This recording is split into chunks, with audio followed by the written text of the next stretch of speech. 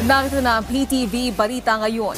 Hinimok ng Malacanang si dating Ako Bicol Party List Representative Zaldi Co na sagutin ang akusasyon laban sa kanya hinggil sa flood control projects. Ayon kay Palace Press Officer Undersecretary Claire Castro, hindi makakatakas si Co sa mga kinahaharap nitong issue kaya mas mainam na ipaliwanag niya ang kanyang panig sa kontrobersiya.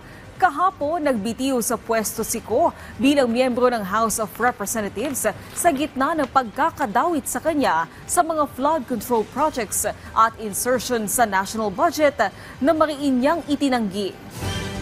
Sa pangyayari po yan, kung nag-resign po siya, yan naman po ay kanyang kagustuhan. Walang makakapigil sa kanyang mga desisyon. Ngunit kung magkakaroon man siya ng kaso at maisasampa, hindi po niya ito maiiwasan. Hindi niya po ito matatakbuhan. So mas maganda po rito kung siya man po ay masasampa ng kaso, ipaglaban na lang niya ang kanyang karapatan at ipaglaban ang katotohanan na naaayon sa kanyang mga ebidensya. Patuloy ang pagtulong ng Department of Social Welfare and Development sa mga pamilyang nasalanta ng Bagyong Opong sa Eastern Visayas.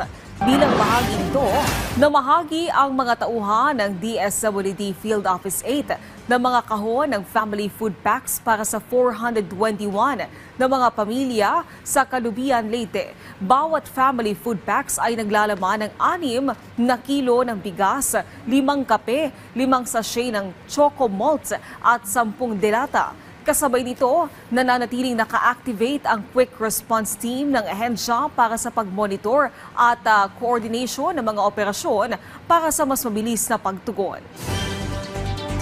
Nag-ikot sa lalawigan na Masbate ang mga opisyal ng Department of Energy, National Power Corporation at National Electrification Administration upang pangasiwaan ang pagbabalik ng supply ng kuryente sa lalawigan.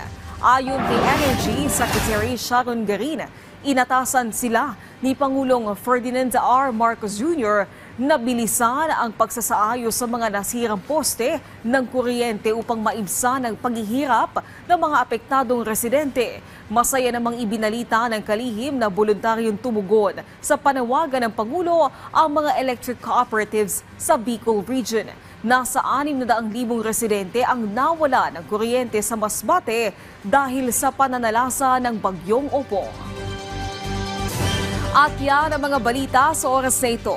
Para sa iba pang update, i-follow at i-like kami sa aming social media sites sa @PTVPH. Ako po si Naomi Tiburcio para sa Pambansang TV sa Bagong Pilipinas.